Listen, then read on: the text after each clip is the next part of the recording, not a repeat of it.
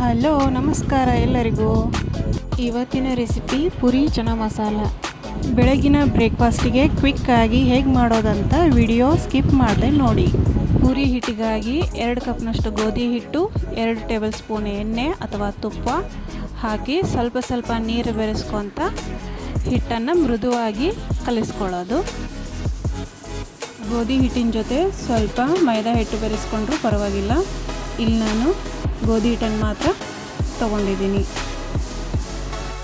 ಹಿಟ್ಟನ್ನು ಸಾಫ್ಟಾಗಿ ಕಲಿಸ್ಕೊಂಡು 1 ಗಂಟೆ ಕಾಲ ಇದನ್ನು ಲಿಡ್ಡನ್ನು ಕ್ಲೋಸ್ ಮಾಡಿ ಇಡಬೇಕು. ಇಲ್ಲಿ ನಾನು ಒಂದು ರಾತ್ರಿ ಇಡೀ ನೆನೆಸ್ಕೊಂಡಿರುವಂಥ ಕಾಬೂಲ್ ಕಡಲೆಕಾಳನ್ನು ಕುಕ್ಕರ್ನಲ್ಲಿ ಹಾಕಿ 6 ಅಥವಾ 7 ವಿಷಲ್ನ ಕೂಗಿಸ್ಕೊಳ್ತಾ ಇದ್ದೀನಿ. ಕಾಬೂಲ್ ಕಡಲೆಕಾಳನ್ನು 6 ತಾಸಾದರೂ ನೆನೆಸಿಟ್ಕೋಬಹುದು. ಪ್ರೆಸ್ ಮಾಡಿ ನೋಡ್ಕೊಳ್ಳಿ ಕಾಳು ಚೆನ್ನಾಗಿ ಬೆಂದಿದೆಯೋ ಇಲ್ವೋ ಅಂತ. ಇವಾಗ ಮಸಾಲ ರೆಡಿ ಮಾಡ್ಕೊಳ್ಳೋಣ. 3 ಟೇಬಲ್ ಸ್ಪೂನು ಎಣ್ಣೆ ಹಾಕಬೇಕು. ಎಣ್ಣೆ ಕಾದ ನಂತರ 1 ಟೇಬಲ್ ಸ್ಪೂನ್ ಸಾಸಿವೆ ಸಿಡಿದ ಮೇಲೆ 1 ಲವಂಗದ ಎಲೆ, 4 ಲವಂಗ, 2 ಏಲಕ್ಕಿ,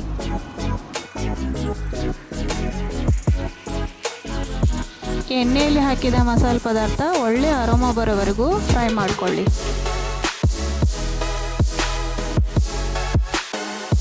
ಈಗ ಸ್ವಲ್ಪ ಕರಿಬೇವು, ಸಣ್ಣಾಗಿ ಹೆಚ್ಕೊಂಡಿರುವ ಈರುಳ್ಳಿ. ಇಲ್ಲಿ ನಾನು 4 ಜನಕ್ಕೆ ಆಗುವಷ್ಟು ಚನಾ ಮಸಾಲ ಮಾಡ್ತಿದ್ದೀನಿ.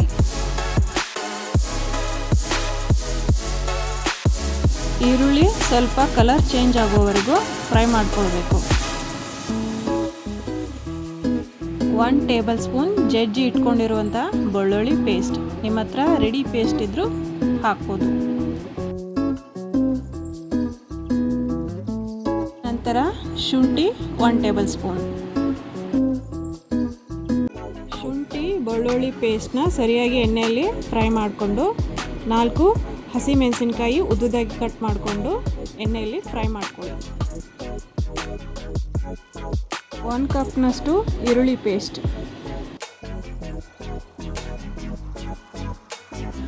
2 ಟೇಬಲ್ ಸ್ಪೂನ್ ಅಚ್ಕಾರ್ ಪುಡಿ, 1 table spoon garam masala, 1 table spoon ಧನಿಯಾ ಮಸಾಲ,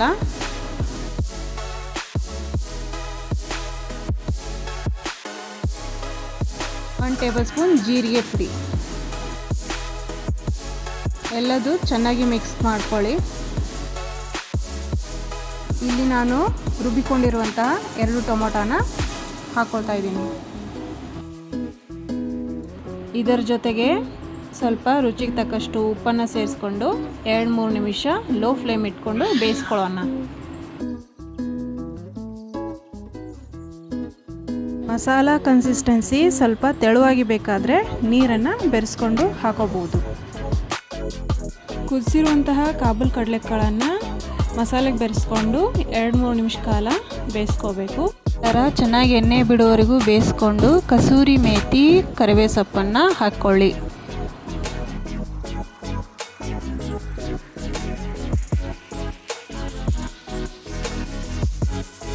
ಲಿಡ್ ಕ್ಲೋಸ್ ಮಾಡಿ 2-3 ನಿಮಿಷ ಬೇಯಿಸ್ಕೊಂಡು ಸ್ಟವ್ ಆಫ್ ಮಾಡಿ.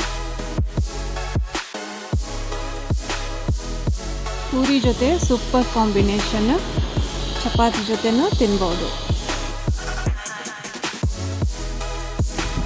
ಈಗ ರೆಡಿ ಮಾಡಿರುವ ಚನಾ ಮಸಾಲಕ್ಕೆ ಪೂರಿ ರೆಡಿ ಮಾಡ್ಕೊಳ್ಳೋಣ. ಹಿಟ್ಟನ್ನು ನಾವು ಬಹಳಷ್ಟು ಕಾಲ ನೆನೆಯೋದರಿಂದ ಈ ಥರ ಕ್ರಿಸ್ಪಿಯಾಗಿ ಪಫ್ ಥರ ಉಬ್ಬಿರುತ್ತೆ. ನಾನು ಬಳಸಿರುವ ಇಂಗ್ರೀಡಿಯೆಂಟ್ಸ್ ಎಲ್ಲರ ಮನೆಯಲ್ಲಿ ಇದ್ದೇ ಇರುತ್ತೆ. ಒಮ್ಮೆ ಈ ಥರ ಮಾಡಿ ನೋಡಿ. ಸಿಂಪಲ್ ಆಗಿರುವ ಈ ರೆಸಿಪಿ ಇಷ್ಟ ಆಗಿದ್ದರೆ ಲೈಕ್ ಮಾಡಿ. ಹೆಚ್ಚಿನ ರೆಸಿಪಿ ತಿಳ್ಕೊಬೇಕಾದ್ರೆ ನನ್ನ ಚಾನಲ್ನ ಸಬ್ಸ್ಕ್ರೈಬ್ ಮಾಡಿ. Thank you.